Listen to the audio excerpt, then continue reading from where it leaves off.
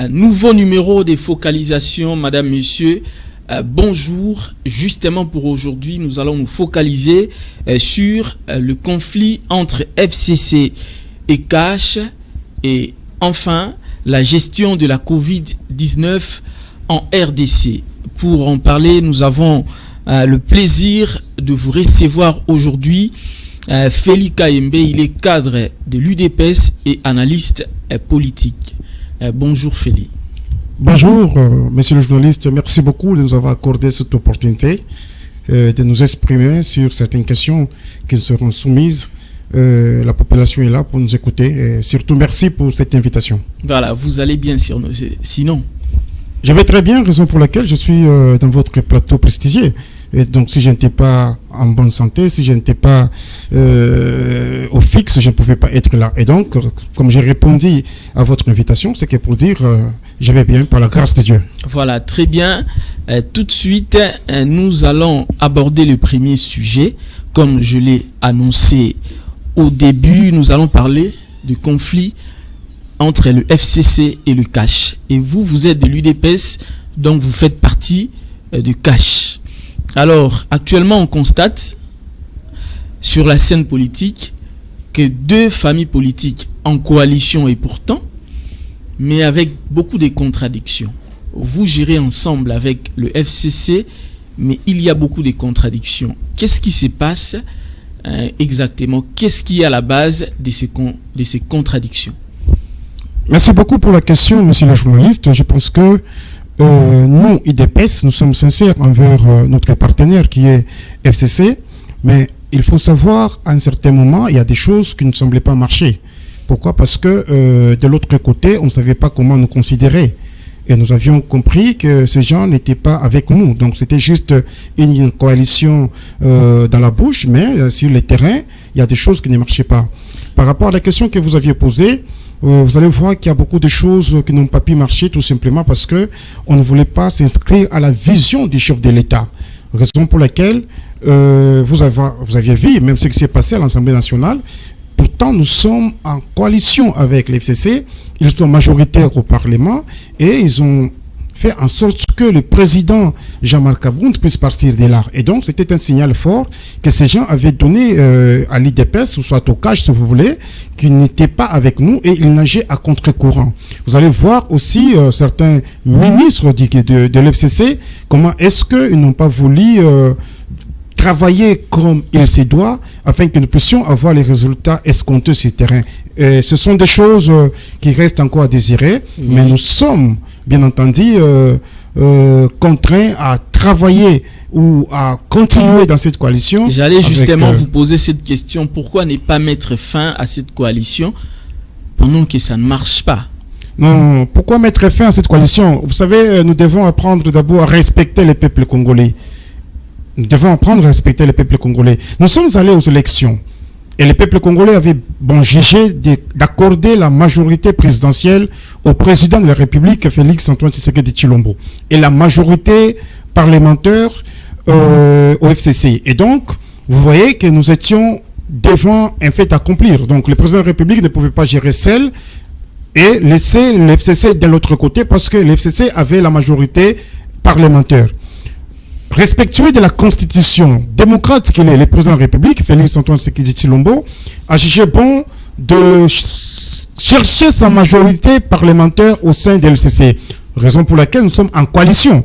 Et donc aujourd'hui, je pense que la question de dire que nous devons divorcer, c'est révolu, mais tout simplement, il y a des soubresauts politiques où nous sommes en train de vivre avec, mais les Congolais voient de quel côté où il y a le bonheur, ou soit de quel côté où les gens voient plus le quotidien, le social de la population congolaise. Oui. Raison pour laquelle, moi, je dis, il ne suffit pas seulement que nous puissions divorcer, mais ce qui est plus important aujourd'hui, c'est le bic rouge que le président de la République avait promis depuis Londres. Et je pense que le bic rouge est en train de faire déjà son travail. Et justement, en parlant des bic rouges, dernièrement, le président de la République a permis les juges au niveau du Conseil supérieur de la magistrature. Nous avons vu quelques juges, quelques membres de la Cour constitutionnelle qui ont été envoyés à la Cour de cassation. Il y a 2 juges pour être plus précis. Mais apparemment, les deux membres de la Cour constitutionnelle qui sont envoyés à la Cour de cassation refusent de partir. Ils ont introduit le recours et cela actuellement crée beaucoup de débats. Lors de la cérémonie de prestation des serments, ils ne sont pas venus. Nous avons également constaté l'absence du président du Sénat, de l'Assemblée nationale et du Premier ministre lors de cette cérémonie. Et pourtant votre partenaire, le FCC. Je pense que je vais d'abord commencer par la question que vous aviez posée concernant les deux juges qui n'ont pas pu prêter serment. Je me pose la question si vraiment ils sont au service de la nation ou ils ne sont pas au service de la nation. Parce que les juges sont là pour rendre service à la nation. Ils ont été nommés à la Cour de cassation. Et donc, on les a fait partie de la Cour constitutionnelle pour la Cour de cassation. Et la loi dit, monsieur, vous devez retenir cela, si vous voulez introduire un recours, c'est en délai 8 jours. Mais c'est fait que ces gens n'ont pas respecté les 8 jours, ils sont allés au-delà des 8 jours pour introduire le recours. Et donc, du fait qu'ils n'ont pas introduit le recours dans les délais prévus, et donc, ils étaient déjà considérés démissionnaires, monsieur.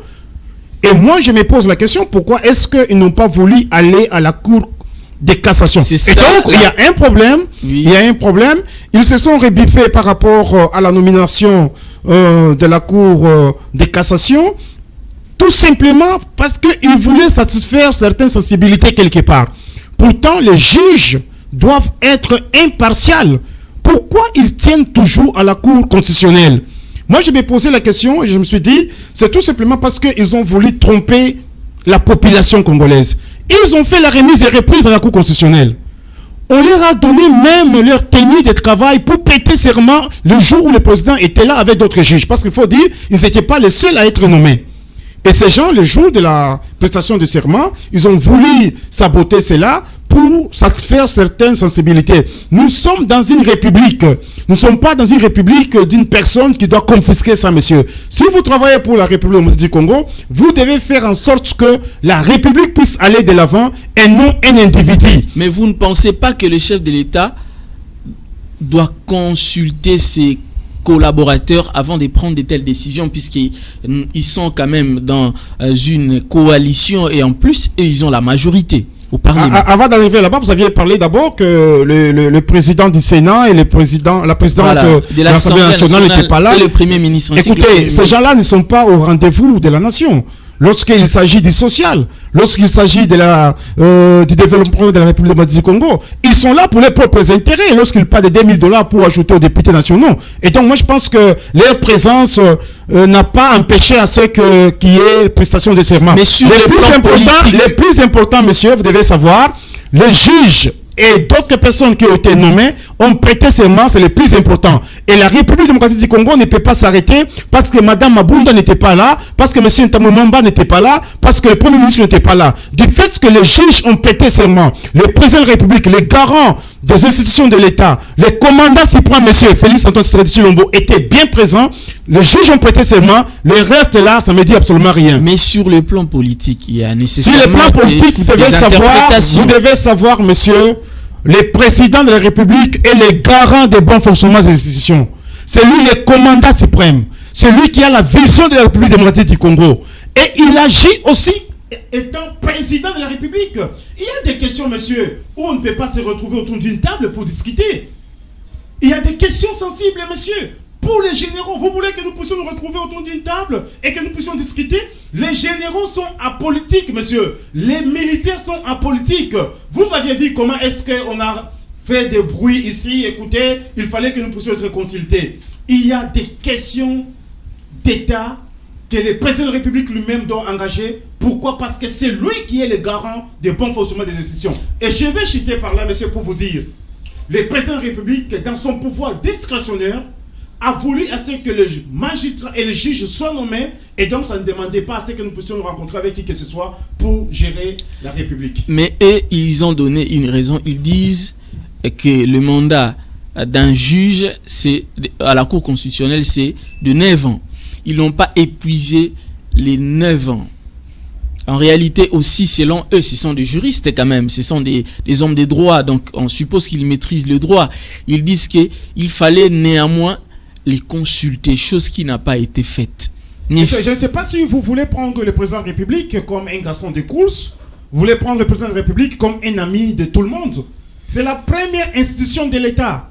C'est lui le garant des bons fonctionnements des institutions. C'est lui le commandant suprême. Il y a des questions où lui-même, dans son pouvoir discrétionnaire, il doit faire et des choses qu'il doit engager la République sans consulter qui que ce soit. Si nous savons que la défense... S'il vous plaît, vous aviez posé la question. Allez-y. Vous dites qu'il fallait qu'il puisse faire 9 ans là-bas. Vous oubliez, messieurs, que ces gens ont été nommés ailleurs. Ils ne sont pas partis en chômage. Ils ont été nommés ailleurs. La République les a honorés. Vous devez vous poser la question, pourquoi est-ce qu'ils veulent à tout prix rester à la Cour constitutionnelle? Il y a quelque chose qui ne va pas là-bas. Vous ne pouvez pas dire, monsieur, vous allez faire 9 ans, vous n'êtes pas Dieu. Et si vous mourrez demain? Et s'il y a un accident demain? Et s'il y a une indisponibilité demain? Vous allez dire que vous allez toujours rester là-bas? Je dis non. Et donc, cette nomination, c'était juste pour dire à ces gens, vous aviez travaillé pour la République et vous devez continuer encore à travailler pour la République. Du fait qu'ils ont refusé de prêter serment, je pense qu'ils appartiennent au passé. Voilà, une autre question d'actualité. C'était hier, nous avons constaté la marche des membres de l'UNC. Ça a été même interdite par le gouvernement provincial, par le gouverneur de la ville de Kinshasa, mais ils ont quand même marché. On a vu sur les terrains les enfants de Vital Kamerhe et toute sa famille. Nous avons comme l'impression que l'UDPS a abandonné son allié, l'UNC. Bon, je ne sais pas quand vous dites que l'UDPS a abandonné son allié. Non, écoutez, les ministres de l'UNC sont au gouvernement. Les conseillers de l'UNC sont la présidente de la République. Et vous voulez dire que l'UDPS a abandonné son allié? Non. L'État congolais, aujourd'hui, nous sommes dans un état de droit que son Excellence, Monsieur le Président de la République, Antoine Félix Tshilombo, a amené. Et l'état de droit fait son travail. Lorsque la justice a déjà saisi un dossier, ne demandez pas à l'UDPS d'aller se mixer, monsieur, dans les affaires de la justice. Mais sur le plan politique, un soutien. Kamerhe est déjà au niveau de la justice et la justice est impartiale. Je ne sais pas si vous voulez faire du président de la République un président dictateur. Non, non. Je ne sais pas si vous voulez faire du président de la République un président qui doit commencer à se mixer encore dans la justice. Nous laissons la justice faire son travail. Nous laissons les droits dire les droits. Mais nous ne pouvons pas nous mixer dans cette affaire de monsieur Vital Kamerhe. Pourquoi? Parce que la justice fait son travail. Monsieur, je vais vous dire une chose. Le fait d'aller visiter monsieur Kamerhe en prison, le fait de faire la marche, cela ne veut pas dire que vous êtes avec lui. Et donc, nous sommes les démocrates. Nous sommes les respectueux de la Constitution. Nous sommes en train de dire aux Congolaises et Congolais que autre temps, autre mœurs. Nous sommes dans un état de droit aujourd'hui. Et l'état de droit est en train de faire son travail. La justice fait son travail. Ce n'est pas à l'UDPS d'aller dire quoi que ce soit lorsque la justice est déjà saisie de ces problèmes-là. Oui, mais sur le plan politique, vous ne constatez pas que le FCC cherche à récupérer la situation. Nous avons vu à la prison centrale de Makala, Némi Moulania aller visiter Vital Kamerhe, alors qu'aucun membre de l'UDPS jusqu'ici... C'est du trompe-l'œil. Qui vous dit que lorsqu'on part visiter quelqu'un au deuil, alors on a la même douleur que la personne qui a perdu son père, je ne sais pas qui? Qui vous dit que lorsqu'on part visiter quelqu'un à l'hôpital, on compatit vraiment avec cette personne? Il y a aussi du trompe-l'œil, messieurs. Ce sont les mêmes personnes qui disaient qu'ils devaient voir clair dans les dossiers de 15 millions. Ce sont les mêmes personnes qui disaient que depuis la nuit des temps qu'on a lancé les projets de saut des moutons, on n'a pas encore réalisé quelque chose. Et aujourd'hui, si on part visiter là-bas, vous voulez nous dire qu'ils sont plus caméristes que les gens de l'INC? Vous voulez me dire ici que tous les gens de l'INC sont partis voir M. Kamerhe? Mais... Et ou soit, si vous partez voir M. Kamerhe, il faut qu'il y ait des caméras, il faut qu'il y ait des interviews. On peut aller voir M. Kamerhe sans caméra, monsieur. Et donc, il faut distinguer les choses. Nous sommes en train de faire la politique propre. Nous ne faisons pas la politique du trompe-l'œil. Nous ne faisons pas la politique pour acheter la conscience des gens. Les mêmes personnes qui sont montées au créneau pour dire nous devons voir clair dans les dossiers des 100 jours. Les mêmes personnes qui sont montées au créneau pour dire nous devons voir clair dans les dossiers des 15 millions. Ce sont les mêmes personnes qui vont aller voir Caméré. Moi je dis, c'est une façon de les insulter, c'est une distraction. Aujourd'hui, une autre question d'actualité. Aujourd'hui, on parle de la nécessité d'un dialogue. Parce que certains spécialistes disent qu'en 2023, c'est difficile qu'il y ait élection parce qu'il y a eu Covid-19 et le gouvernement jusqu'ici n'a pas encore des moyens et même, il n'y a même pas encore la réforme au niveau de la CENI, même pas encore un nouveau président. Alors, est-ce que vous avez un avis par rapport à ce point? On parle entre le dialogue et le report des élections de 2023. Je pense que, à ma connaissance, nous ne sommes pas encore en 2023. Nous sommes en 2020. Et le président de la République a un mandat de 5 ans. Et donc, nous devons attendre 2023 pour voir si vraiment il doit y avoir élection ou pas. Mais il y a préparation. Il y a des dialogues. Quand est-ce qu'il y a dialogue? C'est lorsqu'il y a une crise. Pourquoi les politiques congolais veulent seulement dialoguer pour arriver au pouvoir? Mais il y a une crise actuellement. Quelle crise? Mais il y a d'abord entre le FCC et les CACH au niveau de la coalition, il y a des problèmes. Le chef de l'État nomme son allié, passe à la télé pour contredire. N'est-ce pas qu'il y a un problème, il y a une crise? Et il y a une crise dans la mentalité, dans les mentales des gens. Ok? Les gens qui ont échoué pendant 18 ans n'ont aucune leçon à nous donner aujourd'hui. Bien qu'il puisse y avoir des contestations, mais moi je sais que le président de la République tient à ce que nous puissions aller avec cette coalition jusqu'à la fin. C'est le peuple congolais qui a voulu ainsi. Même quand vous parlez de crise, ils peuvent contester comme ils veulent. Mais les ordonnances du président de la République sont applicables, monsieur. Vous ne me direz pas aujourd'hui qu'il y a une ordonnance du chef de l'État qui est en souffrance. Que ce soit les ordonnances de M. Kyungu, que ce soit les ordonnances de M. Yuma, et de la GKMI, de la NCCC, toutes les ordonnances sont applicables, monsieur. Et ces gens ont déjà fait la remise et reprise. S'il y a les gens qui ont l'intendant, qui ont le syndrome de la CG, qui veulent se positionner politiquement, qui veulent faire des bruits pour rien. Et donc, je les invite à observer et à voir comment est-ce que les pays est géré de main que par le président de la République. Les ordonnances sont applicables, messieurs. Les gens sont déjà en fonction. Il y a eu la remise et reprise. Vous pouvez monter, descendre. On ne doit pas retirer ces ordonnances-là, messieurs. Mais apprenons à respecter les présidents de la République. Moi, je me souviens du temps de M. Joseph Kabila, le sénateur à vie aujourd'hui. Personne ne pouvait monter au créneau pour contester les ordonnances du chef de l'État honoraire. Mais pourquoi aujourd'hui ils se permettent de monter au créneau, de passer dans des chaînes de télévision pour attaquer les ordonnances? Du reste, c'est du déni de la farce. Mais vous êtes économiste, vous êtes quand même d'avis que pour qu'il y ait des bonnes élections, il faut des moyens. Et pour avoir des moyens, il faut épargner, il faut mettre de côté quelque chose pour qu'en 2023, la CENI puisse avoir des moyens pour organiser des bonnes élections. Mais jusqu'à présent, on constate qu'il n'y a pas de moyens.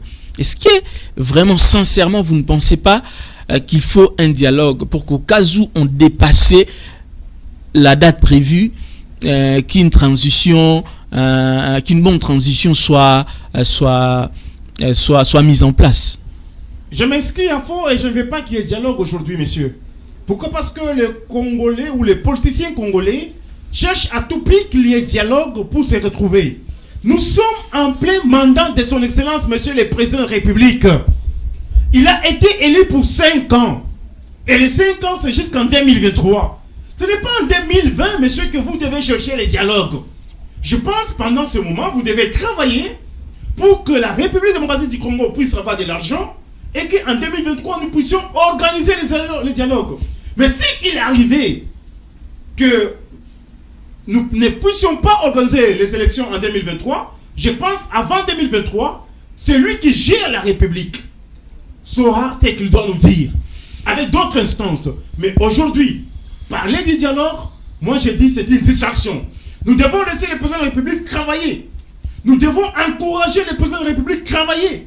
Nous devons inviter tous les Congolais au travail, messieurs.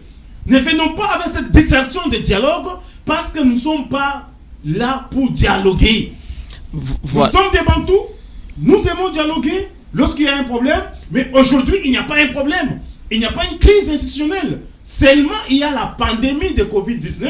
Là nous pouvons accepter. Pourquoi? Parce que ça a frappé le monde entier, mais pour les élections, personne n'a besoin de dialoguer aujourd'hui. Voilà, nous devons passer au deuxième sujet parce que c'est très important. Je pense même que c'est ce sujet qui va vraiment nous prendre beaucoup du temps. Parlons de la gestion de la Covid-19 en RDC.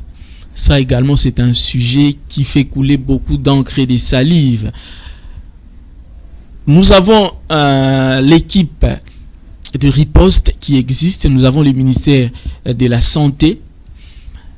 Alors, si on vous demandait d'entrée des jeux de nous dire si oui ou non la Covid-19 a été bien gérée, que répondriez-vous?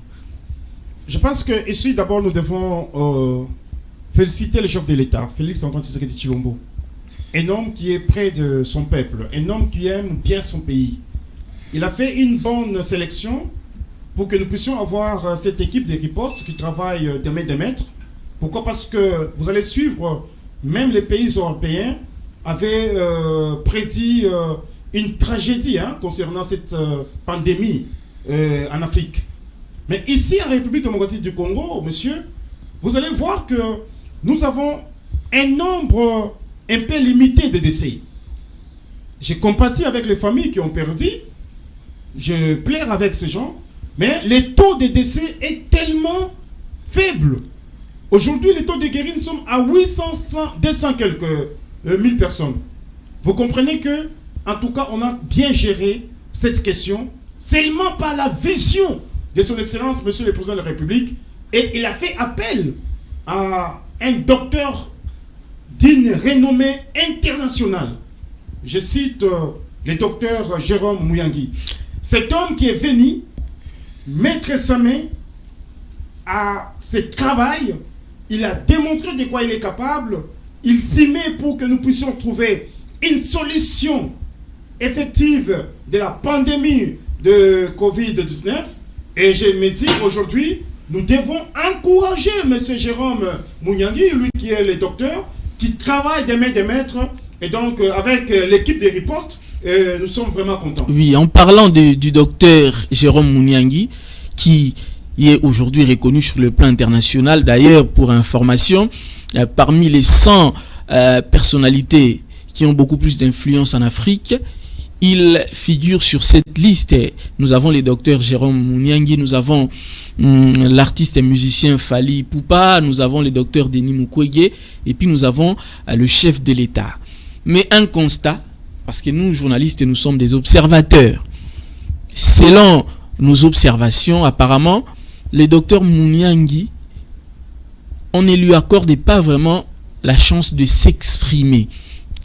Là, je vois au niveau de l'équipe des ripostes, par exemple, on constate qu'il y a un peu de froideur entre lui et le docteur Jean-Jacques Muyembe. Est-ce que vous observez la même chose? Effectivement, moi aussi, j'observe la même chose parce que nous devons apprendre à encourager l'intelligentsia, l'intelligence internationale et nationale. Le docteur Jérôme Muyangi a fait des prouesses à l'étranger.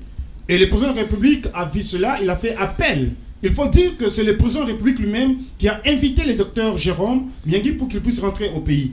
Et depuis qu'il est là, on a constaté que le docteur Muyembe ne les voit pas, ok? Ou soit ne l'associe pas à ce qu'il est en train de faire.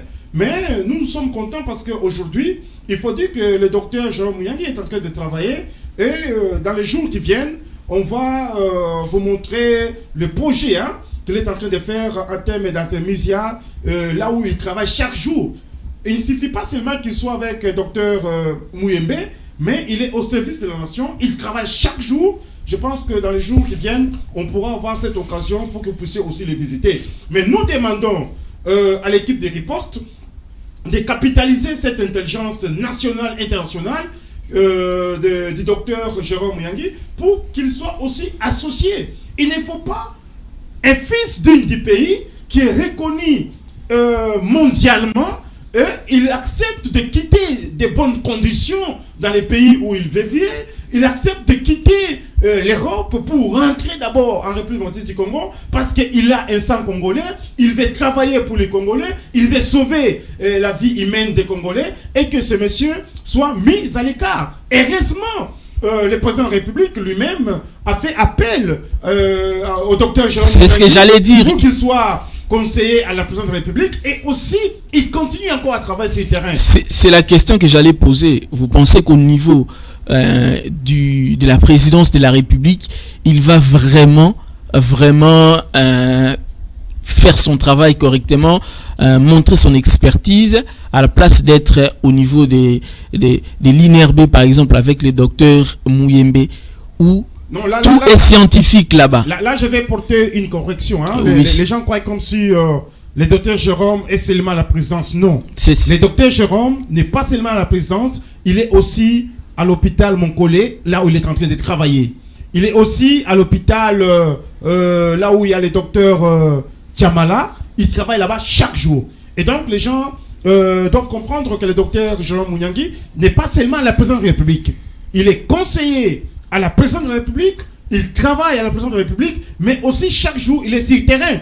Il ne faut pas... Bon, en fait, c'est un homme qui ne parle pas beaucoup. C'est un homme qui n'aime pas d'imativi. Il a des connaissances internationales, nous devons vraiment les soutenir. Il ne croise pas les bras, il est en train de travailler et il travaille très bien. Il y a même des résultats. Vous pouvez poser les gens qui sont passés par ses mains, ces gens-là vous diront combien cet homme travaille et la connaissance qu'il a.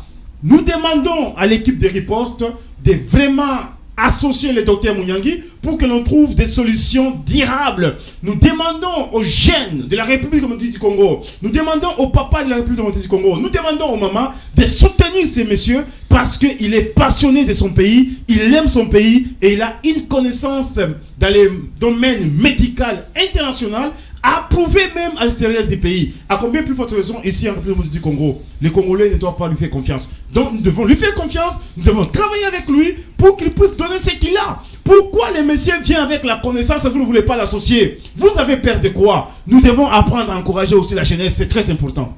Oui, ça c'est très important. Alors, une autre question. Jusque-là, vous n'avez pas encore donné votre position par rapport à la gestion de la Covid-19. Est-ce que selon vous, le bilan est positif? Bon, moi je ne saurais pas vous donner les bilans parce que moi je ne gère pas... Non, vous ne gérez pas, mais d'après vos observations, est-ce que vous pouvez donner une bonne cote à cette équipe de riposte? Je parle d'une bonne cote en termes des gens qui sont guéris. Ok? En termes de finances, je ne sais pas. Parce qu'il faut que l'on puisse voir aussi clair dans ces domaines-là. Moi, j'ai dit tout simplement, je suis content. Pourquoi? J'ai remarqué que les Congolais sont guéris. Nous avons aujourd'hui plus de 8000 guéris. Nous avons 200 quelques des décès. Nous déplorons cela. Pourquoi? Parce que ce sont les Congolais qui sont morts. Mais la gestion à ce niveau-là a été bonne. On a pris soin des malades. Je souligne ici, monsieur, vous devez savoir, le président de la République, encore lui, l'homme du peuple, était parti même à l'hôpital cinquantenaire pour voir dans quelles conditions ces gens-là étaient traités et soignés. Il était parti à l'hôpital Mama Yemo. Et donc, moi, je félicite beaucoup le président de la République parce qu'il s'agit de lui. C'est lui qui a une vision. Et dans cette vision, aujourd'hui, nous avons les résultats. Je me souviens, les gens disaient, ça sera une catastrophe ici, ça sera vraiment une tragédie, ça sera un drame. Pourquoi? Parce qu'on n'avait pas de matériel. Mais le président de la République, dans son leadership légendaire, a mis beaucoup de moyens pour la gestion de cette pandémie de Covid-19, raison pour laquelle nous avons 8000 guéris, plus de 8000 guéris. Et donc, si vous faites les calculs, parce que tous les gens qui ont été atteints par cette pandémie sont à 9000 quelques, et donc, nous avons aujourd'hui 1200 malades qui sont encore en bonne évolution. Mais tout ça, c'est à l'actif du président de la République, monsieur. Dans un pays où il n'y a pas l'économie consistante, dans un pays où il y a les conflits avec les gens de l'FCCE, d'autres même qui disaient, écoutez, il n'y a pas la Covid-19 ici, mais nous avions démontré aux gens, nous avions démontré à la face du monde qu'on aime les Congo, on aime la République, on aime les Congolais et les Congolais, raison pour laquelle nous avons ces bons résultats aujourd'hui. D'ailleurs, en parlant de quoi, du dossier de quoi qui n'y avait pas de Covid ici en RDC, vous avez également suivi les propos du premier cas de Covid-19 en RDC, M. Faustin Fitika. Il avait dit, il est passé sur les réseaux sociaux et dans des chaînes de la place pour dire qu'il n'était pas malade en réalité et que le ministre de la Santé lui avait demandé de faire une déclaration publique pour tout simplement apaiser la population. Est-ce que vous avez un commentaire là-dessus? C'est vraiment un mensonge, monsieur. C'est vraiment un mensonge cousu de fil rouge. Les messieurs avaient bel et bien la Covid-19. Vous allez voir qu'on a eu à publier même le certificat qui atteste noir sur blanc que les messieurs avaient la maladie. Nous sommes dans un pays sérieux aujourd'hui. Et je ne vois pas comment est-ce que les ministres de la Santé pouvaient mentir. Et si vous dites que non, c'était des mensonges, comment est-ce que nous sommes arrivés aux 3, 4, 5, 10 cas jusqu'à 9000 cas aujourd'hui? Je pense que notre frère, c'est Nicolas, je pense, il doit reconnaître qu'il était malade. Notre Faustin. Faustin, il était malade, il a été soigné. Au lieu de jeter de l'opprobre sur la République démocratique du Congo, il faut au contraire dire merci à la République parce qu'on a pris soin de lui. Et vous devez savoir une chose là, une question me vient en tête. Les gens qui sont malades, c'est la République démocratique du Congo qui est en train de débourser de l'argent, de financer pour leurs soins. Pourquoi pas ne pas dire merci au président de la République? Pourquoi pas ne pas encourager les gouvernements? Surtout le président de la République, parce que c'est lui qui a un grand souci pour cette nation. Mais qu'est-ce qui a poussé réellement à Faustin Fitika de tenir de tels propos?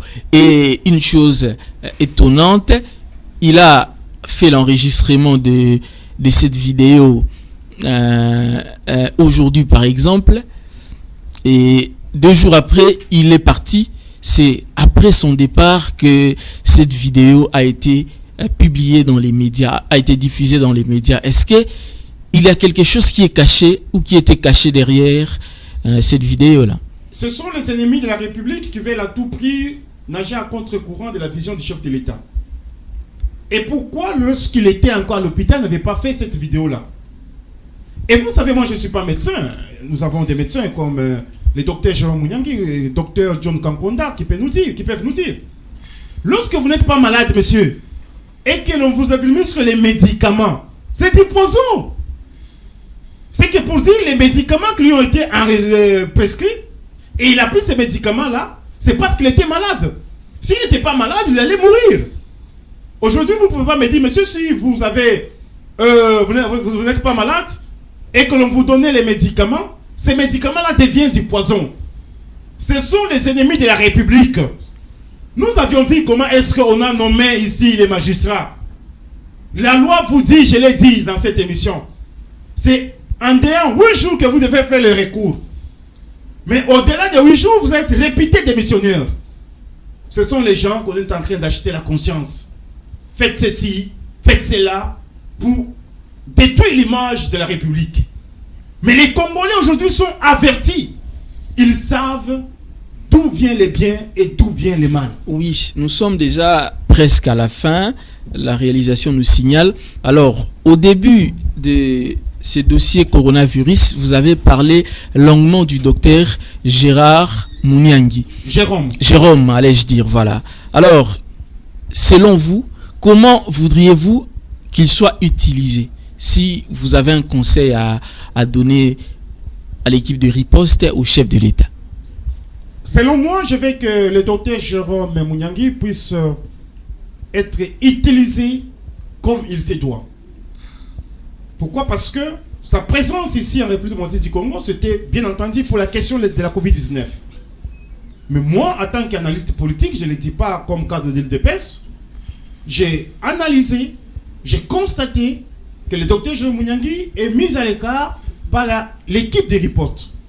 Et donc, je demande à ce que le docteur Mouyembe puisse quand même considérer cette intelligence nationale et internationale. Mais là aussi, je salue la sagesse de son Excellence, Monsieur le Président de la République, Félix Antoine Tshisekedi Tshilombo, lorsqu'il a nommé le docteur Jérôme Mouniangui à la Présidence de la République comme conseiller en matière de la santé. Mais aussi, il faut dire, il n'est pas seulement à la Présidence de la République, mais aussi, il est en train de travailler sur le terrain. Il est à l'hôpital Moncolé, il est là où il y a le docteur Chamala. Il travaille chaque jour, alors il est en contact avec les malades.